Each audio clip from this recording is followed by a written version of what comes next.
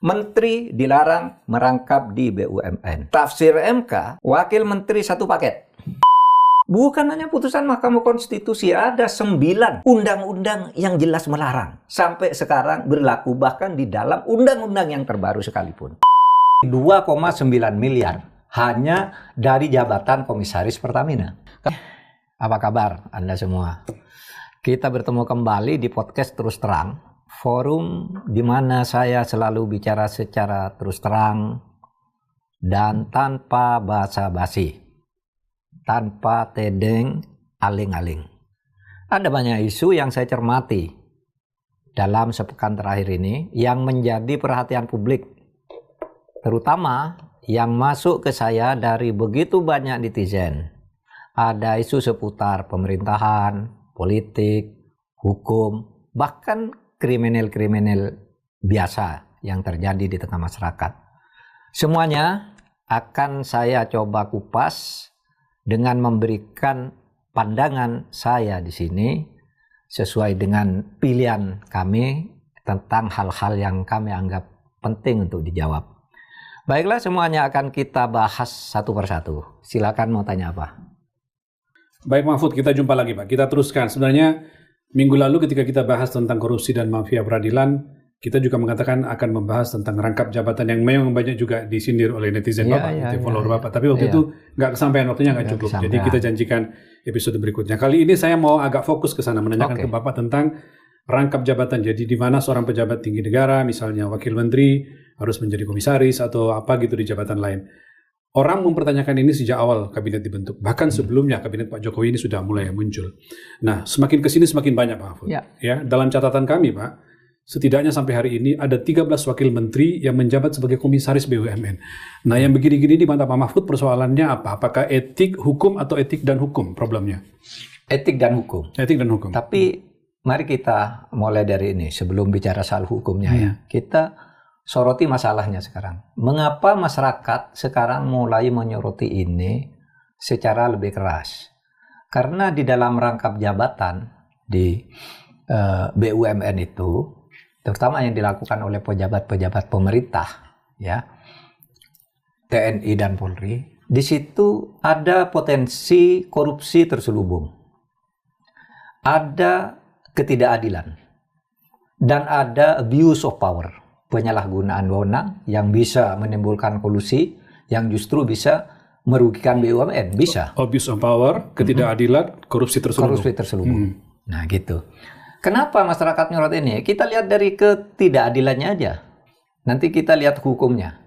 Take home pay-nya berapa coba? Saya punya data nih dari ICW, take home pay dari Fitra dan dari ICW itu soal jumlah komisaris di seluruh BUMN. Gini.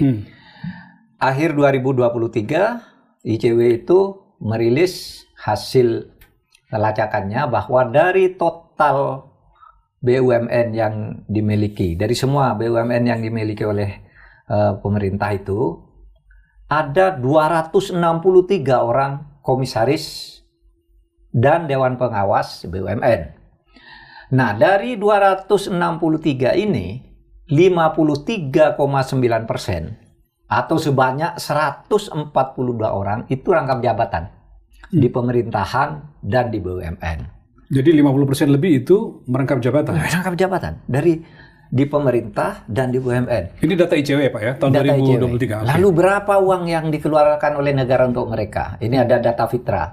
Saya catat juga nih 2003. Fitra itu forum transparansi anggaran, iya, Pak ya? Iya. Coba ini, misalnya kalau kita lihat dari Menteri Keuangan aja, Sekretaris Jenderal Menteri Keuangan itu sekarang menjabat komisaris di Pertamina. Sekjen Kemenkyu. Iya. Berapa gajinya di Kementerian Keuangan sebagai pejabat eselon 1? Itu 90.505.000.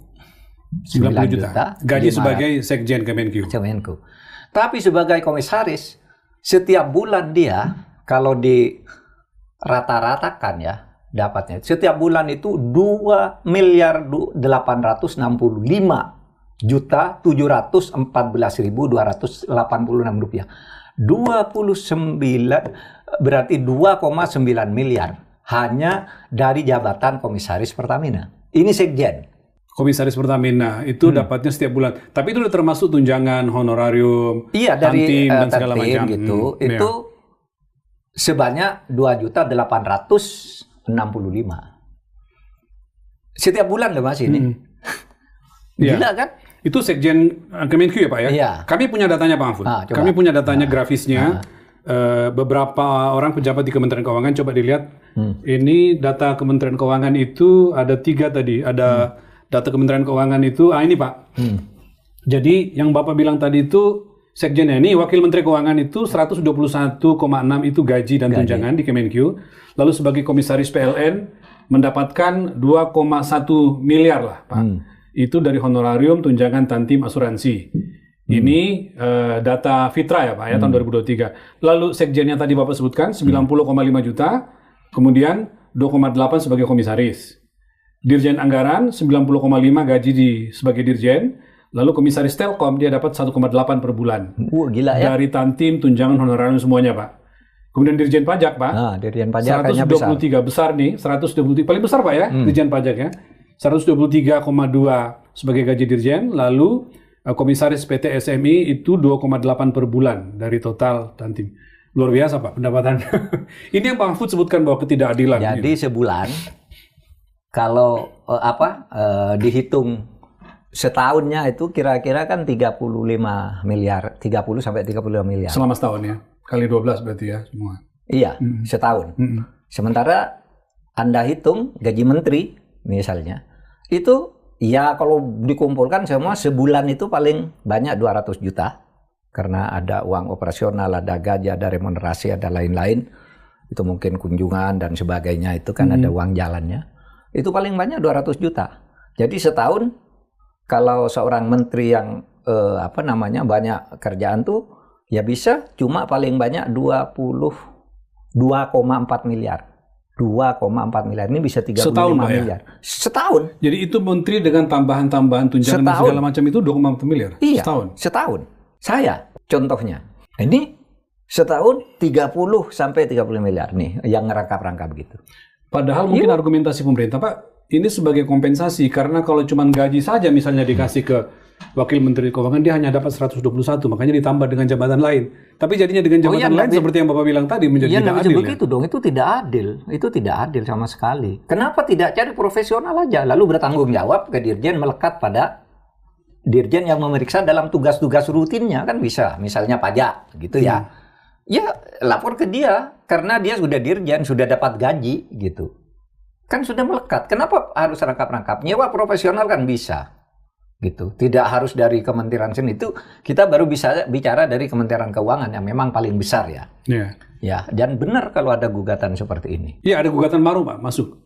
Gugatan baru ya? Gugatan masuk. Dari Indonesia Law and Democracy Studies. Itu mengajukan gugatan kalau nggak salah 11 Maret 2025 itu supaya Mahkamah Konstitusi kembali menegaskan karena dulu MK sudah memutuskan Pak Mahfud. Ini khusus untuk wakil menteri Pak. Wakil menteri tidak boleh menjabat sebagai komisaris di BUMN. Ada gugatan baru masuk. Iya, dulu MK sudah memutuskan sebenarnya pada tahun 2019 memutuskan bahwa rangkap jabatan tapi khusus untuk wamen ya. Rangkap jabatan khusus untuk wamen itu ada putusan MK begini.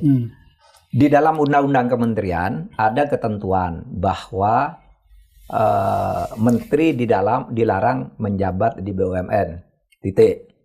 Tetapi tidak ada penegasan wamen itu boleh enggak atau merangkap. Menurut MK ini tidak perlu diputuskan dalam sebuah amar karena bagi MK larangan yang melekat pada menteri melekat juga pada wakil menteri.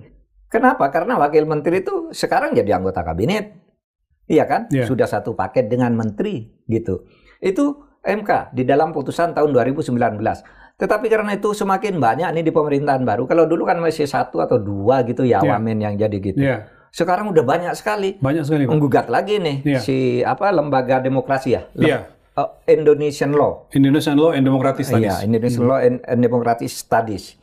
Itu menggugat lagi karena semakin melebar sekarang kemana-mana. Kami mau menunjukkan ke Pak Mahfud, kami menghimpun Pak. Ini daftar list para wakil menteri yang sekaligus sebagai komisaris di BUMN. Coba siapa ada aja? 13 Pak dari yang kami himpun ya sejauh ini 13. ya. Ada 13 Pak pejabat wakil menteri yang sekarang sekaligus sebagai komisaris ini.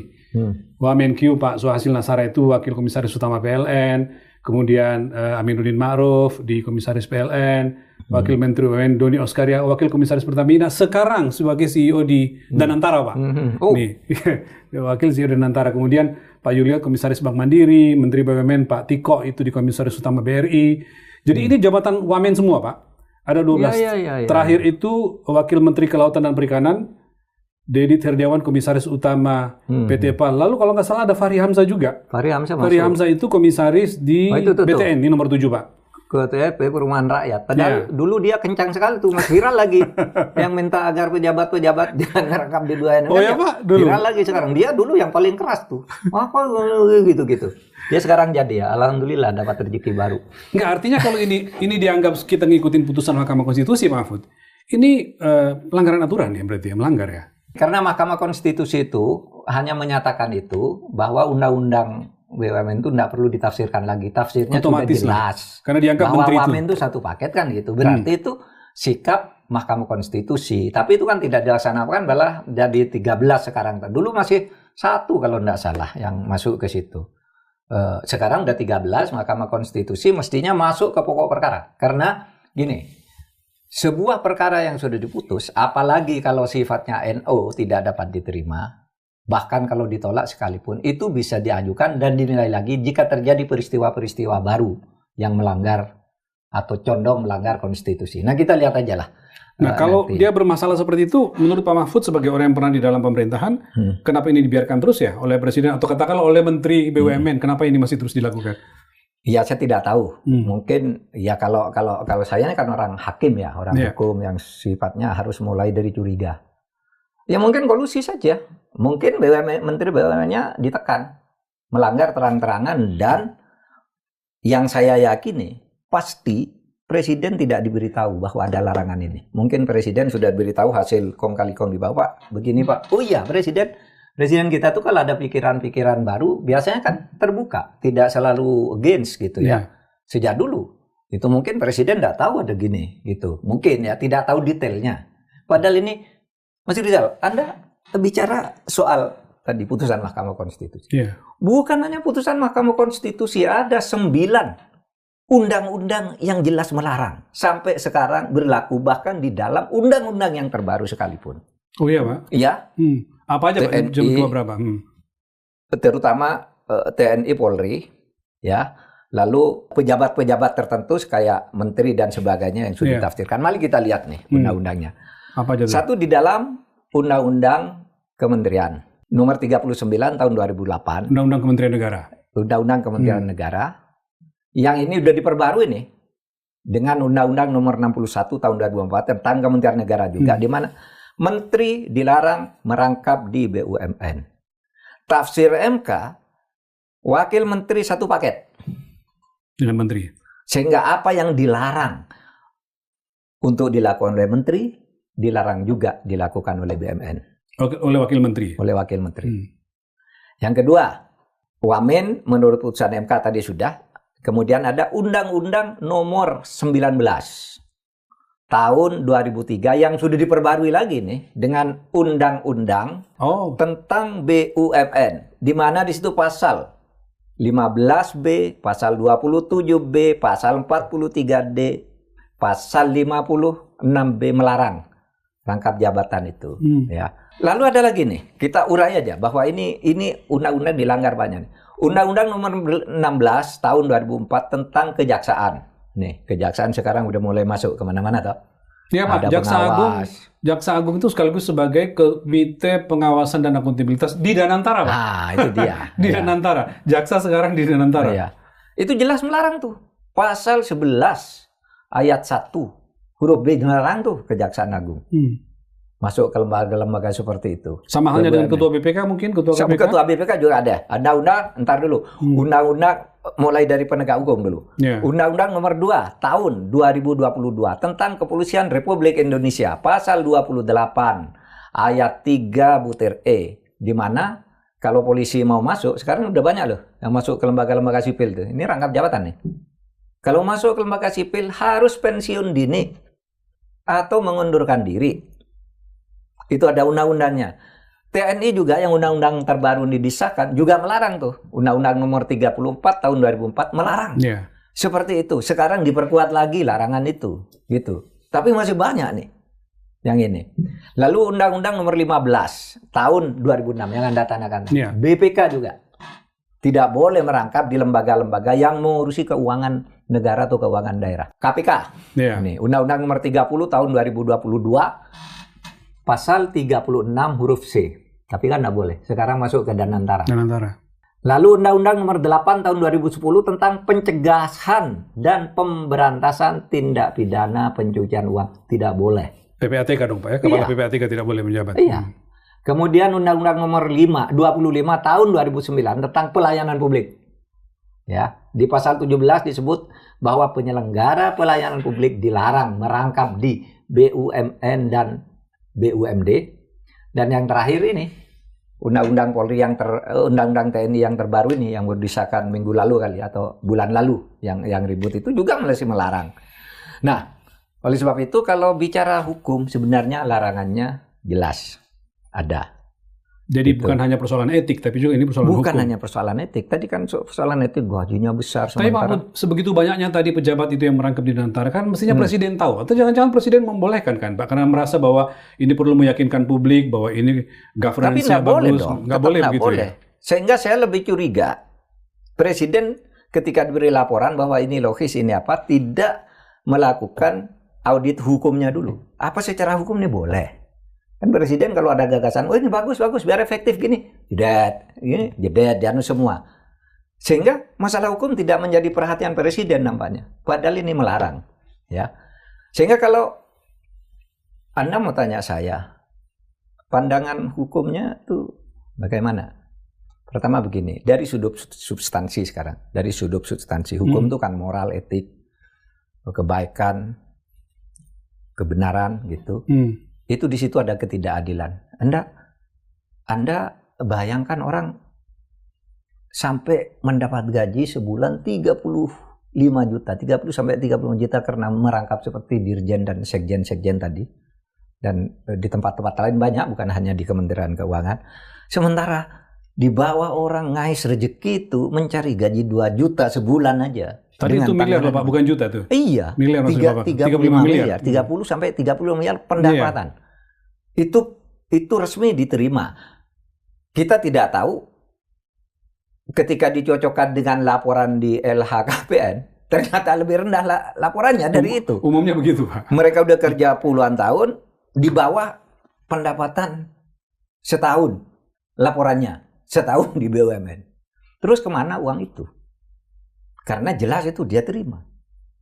Gitu. Nah itu. Sehingga jangan kalau mau pencucian uang juga tidak perlu dicuci kok uang itu. Karena dia peroleh pada waktu itu ada sumbernya, dicuci pun akan diketahui. Tapi kenapa tidak ada di laporan LHKPN-nya gitu ya. Jadi keadilan. Ada potensi abuse of power. Orang yang menjabat itu tinggal bisa aja ke BUMN. Saya dong masukkan sini. Ini atau sini. Penyalahgunaan undang, mumpung saya di sini tuh menteri itu kok bisa, saya kok enggak bisa. Wamin yang itu bisa kok saya enggak bisa. Tapi Mahfud, saya mau ngajak bicara Bapak dari sisi mungkin pandangannya pemerintah. Katakanlah misalnya seperti tadi ya, ini seorang profesional, kalau digaji hanya gaji sekjen wakil menteri saja nggak cukup, makanya perlu tambahan komisaris. Itu mungkin yang tadi. Tapi Pak Mahfud menanggapi itu juga nggak fair. Nggak fair. Tuh. Yang kedua, dia kalau mau ambil gaji banyak, pindah aja ke BUMN-nya situ, lalu dirjennya yang baru. Yang karena kedua Pak, badannya kan satu dia. Ketika menjadi merangkap ke kantor BUMN, badan dirjennya itu tidak ditinggal. Betul. Di kantor. Artinya dia bekerja untuk negara pada waktu yang sama. Ya. Alasan kedua Pak, ini efektivitas dan produktivitas Pak. Ya kan, artinya ini kerjanya di sini kebetulan merangkap, ya dikasihlah di sini supaya efektif, bisa koordinasi antara pemerintah, bisa menjaga di sana mewakili pemerintah sebagai komisaris, bisa mengawasi. Ya, itu bagian menurut saya yang tidak etis. Karena begini, itu tidak sepadan dengan pejabat-pejabat lain yang juga bekerja keras hanya dari sektor lain. Yang kedua, itu tidak sepadan dengan tingkat kemiskinan yang begitu besar dan tingkat gaji orang, pendapatan orang yang mungkin cari pendapatan uang Rp20.000 satu hari itu masih banyak. Kenapa tidak diserahkan ke situ aja? Ada hal Proses kalau mau menjadi abdi negara, saya ikhlas menjadi dirjen, saya ikhlas menjadi wamin. Dengan gaji yang ada, saya tidak ikut ngurusi BUMN misalnya. Nah, saya jadi tertarik karena Bapak mengatakan saya ikhlas. Saya jadi contoh, saya ingat Pak Mahfud dulu tuh pernah, kalau nggak salah, menanyakan kepada Menteri Keuangan, apakah boleh saya menerima uang ini karena saya udah dapat jabatan ini. Bisa diceritakan Pak, waktu itu? Waktu itu sebelum menteri. Saya diangkat sebagai anggota BPIP, Pendana Ideologi Pancasila. Saya diangkat di situ, gajinya lumayan, 85 juta gitu, take home pay-nya gitu. Terus waktu saya diangkat itu, saya sedang menjadi ketua Dewan Penasehat Gubernur Daerah Istimewa Yogyakarta. Paramporo Projo. Namanya Paramporo Projo. Ini jauh berarti sebelum jadi Menko ya? Jauh sebelum jadi Menko. Ini di BPIP saja. Saya kirim surat ke Menteri Keuangan, Bu, saya sekarang anggota BPIP ini sudah dapat kepres, gaji saya sekian. Apakah boleh saya sekarang ini meneruskan jabatan saya dengan gaji atau honor sebagai ketua Dewan Paramprojo di Yogyakarta? Bu Sri Mulyani pada waktu itu, Bapak boleh nerima, tapi itu sebagai honor kalau sidang. Dijawab oleh Bu Sri Mulyani? Dijawab. Dia sendiri tadi, Pak Mahfud boleh nerima. Resmi ada, saya laporkan ke Bapak boleh. Tapi saya enggak mau nerima gaji lagi dari Paramporo. Kalau sidang ada kunjungan kerja, honor baru saya terima. Tapi gaji bulanan enggak lagi? Gaji bulanan lagi, enggak mau saya. Karena sarannya Bu Sri Mulyani begitu. Nggak boleh pakai 2 fasilitas perumahan, nggak boleh pakai mobil dinas di Jogja dan di Jakarta gitu. Gitu. Pak Mahfud lakukan itu? Langsung saya lakukan itu. Saya langsung, tetapi saya tidak mau mengundurkan diri kepada Sultan, nggak boleh. Pak Mahfud tetap aja ketua Dewan Paramporo Projo. Tapi saya nggak mau nerima gaji sampai hari ini saya masih ketua dan saya tidak mau sejak saat itu, sejak tahun 2017 saya dapat surat dari Bu Sri Mulyani itu, saya tidak mau. Rekening saya tutup, tidak boleh masuk ke rekening yang gaji dari Jogja. Sampai sekarang, saya masih ketua, masih resmi. Gitu. Saya tidak mau. Ya. Begitu. Artinya hal yang sama sebenarnya bisa dilakukan oleh pejabat-pejabat kita ya Pak. Sungguh pun misalnya tidak ada. Ini etika, moral, dan rasa kalian untuk apa sih? Uang banyak-banyak gitu. Sama juga saya ketika begitu saya menjadi pejabat itu BPIP misalnya waktu saya langsung minta berhenti sebagai guru besar untuk dinonaktifkan. Guru besar ini resmi dari negara. Saya tidak nerima gaji dari sini. Tapi kalau saya ngajar dapat honor sesuai dengan tarif mengajar setiap SKS sekian, saya mau. Tapi gaji tetap tidak ada. Ya kenapa saya tanyakan itu Mahfud? Karena kalau dari bacaan kita Pak, sebenarnya tidak hanya double, ada yang triple jabatan pekerjaan dan mungkin gajinya diterima semua. Iya. Nah maksud saya, ini kan ada problem yang dihadapi, etik atau hukum, tetapi juga bisa disikapi dengan cara seperti itu kan? Iya. Pak, harusnya orang bersikap lah gitu ya, bahwa ini tidak benar. Harus bicara seharusnya orang yang ada di dalam itu yang ikut menentukan keputusan itu. Kalau saya tidak ikut menentukan keputusan, tapi saya menolak. Kalau gitu Mahfud, saya ingin menanyakan ke Bapak dari sisi konsekuensi hukum. Apa dampak hukum atau konsekuensi hukum bagi pejabat yang menjadi double atau triple, dan juga bagi pejabat yang menunjuk dia? Gitu. Apa ininya Pak? Jujur, kalau diterapkan secara hukum sekarang ya, lepas dari konfigurasi politik. Karena terkadang hukum itu tidak berjalan kalau politiknya, konfigurasinya itu tidak benar. Politik kong kali kong, politik belas jasa itu kadang-kadang hukum tak tegak. Ini jabat rangkap seperti ini dengan cara tidak proporsional. Itu menurut saya sudah terkategorikan punya indikasi kuat korupsi. Oh ya. Kenapa? Korupsi itu unsurnya 3. Yang paling umum. 1, memperkaya diri sendiri atau orang lain atau korporasi. Berarti yang mendapat dan membuat kebijakan memperkaya orang lain. Iya toh? Ingatlah, ini ada undang-undang lah ini yang melarang, berarti memperkaya diri sendiri, korporasi atau orang lain, kemudian dengan cara melawan hukum. Ini ada 10 undang-undang dan 1 putusan MK. Ya kan? Dan merugikan keuangan negara. Negara disedot hanya untuk orang-orang begini, untuk orang foya-foya. Laporannya aja tidak sinkron LHKPN-nya dengan pendapatannya. Oh, jadi- Seakan-akan ingin menyembunyikan sesuatu. Loh, lihat aja tuh Dirjen Sekjen apa tadi? Kalau Anda hitung 5 tahun menjabat itu kan sudah 150 miliar minimal dari BUMN. 5 tahun loh.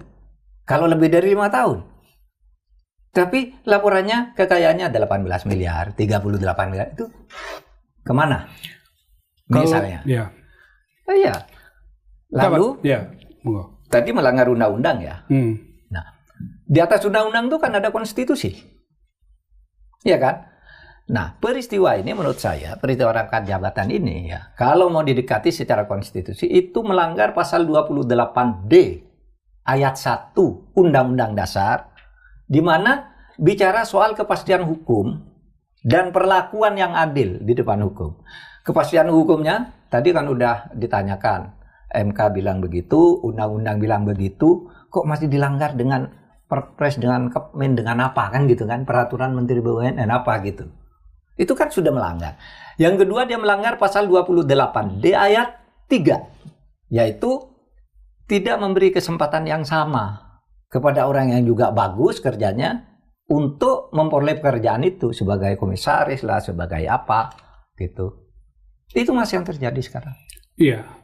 Jadi agak ngeri Pak kalau Bapak bilang itu indikasi kuat untuk korupsi karena mungkin sekarang tidak muncul tapi besok-besok ketika orang ini tidak menjabat bisa jadi Pak itu muncul. Kalau terjadi perubahan itu Anda tahu Safruddin Tumanggung BPPN dulu. masuk kan penjara. Lalu Emersa Satar Garuda. Udah pensiun masuk. Bisa begitu Pak ya. Karen Agustiawan. ini Pertamina. sekarang udah dia pensiun masuk. Ini sama besok kalau penegakan hukumnya mau kedat, Anda kemarin korupsi nih semua, gitu. Kalau mau agak halus, gitu, dihentikan, nggak usah diterus-teruskan kayak gini. Kalau mau agak halus kan, tapi kalau dikorupsikan banyak loh kasusnya, yang orang sudah pensiun ditarik lagi. Wah, orang jadi menteri tahun sekian, kasusnya masih ada di KPK, cuma tinggal antrian, tinggal ke atas apa di bawah kan gitu. Nah, hati-hati, bilang. Sehingga kalau saya boleh menyimpulkan secara singkat, Mas Rizal, kasus ini sebenarnya kalau disimpulkan secara ini ada pelanggaran terhadap berbagai peraturan perundang-undangan. Kesimpulan kedua, saya cenderung percaya Presiden tidak mendapat info yang benar dan lengkap tentang aturan hukum bagi ini. Kan Presiden sibuk, tidak harus memahami semua aturan kan? Seperti halnya saya ahli hukum aja tidak semua aturan saya pahami, sehingga ketika diskusi spontan gitu aturannya di mana cari dulu. Kalau Presiden dilapori ini segera setuju aja, padahal itu melanggar hukum. Nah itulah perlunya kita lakukan audit terhadap ini semua agar negara ini tertib gitu. Karena kemudian yang begini ini lalu merembet ke minggu lalu kita bicara merembet ke pengadilan, orang-orang yang begini nanti nyuap-nyuap pengadilan lagi agar tidak tangkap. Dan makin banyak lembaga Pak yang tadinya mungkin tidak merangkap menjadi merangkap karena makin terbiasa. Saya ambil contoh Pak Bank Indonesia Pak Afud. Ya, beberapa bulan lalu itu ada 3 pejabat di BI itu diangkat menjadi komisaris di bank pemerintah, di BRI, BNI maupun BTN. Memang boleh? Gak pernah Pak terjadi selama ini. Lalu akhirnya diberhentikan oleh BI Pak. Iya dong. Diberhentikan oleh BI dan sekarang menjadi komisaris di 3. Tapi ada satu hal Pak, itu pun melanggar peraturan OJK. Karena peraturan OJK mengatakan bahwa kalau ingin menjadi komisaris di sana, maka dia harus ada periode disebut sebagai cooling off, Pak. Masa tunggu 6 bulan baru bisa. 6 bulan. Masa idah tuh kalau dia. Masa idah, Pak. Ini jalan saja, Pak. Iya. Ya itulah sekarang persoalan hukum kita. Dan ini menurut saya, kalau kita tidak membenahi hukum, negara akan jadi kacau. Orang berharap pada siapa sekarang? Kalau pemerintahnya tidak berpedoman pada hukum dengan benar. Ini yang berlaku. Kalau memang ini mau tidak bagus, ya ubah dong undang-undangnya dulu. Jangan undang-undang yang berlaku tapi dikesampingkan begitu aja. Itu bahaya kalau kena nanti penegak hukumnya yang akan datang, KPK dan sebagainya itu membongkar ini. Ini belum daluarsa kamu. Iya kan? Iya. Belum daluarsa bisa dibuka lagi. Dan udah banyak sekarang yang sedang menghuni penjara itu karena ketika menjabat dia aman, punya cantolan politik, tidak apes. Sesudah saya menjabat, dia tidak punya teman politik, uangnya sudah habis, mau nyuap sudah tidak ada uang lagi, dibuka kasus, masuk juga. Jadi saran Pak Mahfud ini sebaiknya direview lagi, ditinjau ulang lagi, mumpung belum terlalu jauh Pak ya. Ini baru 6 bulan pemerintahan Pak Prabowo. Rasa keadilan masyarakat lah, negara sedang begini kok. Ada segelintir aja nggak ada ya. Dari 280 juta penduduk itu lalu ada kira-kira berapa tadi 142 orang menikmati yang kayak gitu tuh kan tidak benar. Karena tanpa mereka pun tuh bisa dilakukan oleh orang secara lebih merata dan mungkin lebih profesional malah. Baik. Saya kira cukup Mahfud. Ya, Terima kasih Pak untuk topik ini. Terima kasih. Ya. Oke, sekian dulu untuk minggu ini. Kita akan jumpa lagi dalam Terus Terang pekan depan. Tetaplah berkontribusi nyata dan positif tentu saja dimanapun dan dalam posisi apapun Anda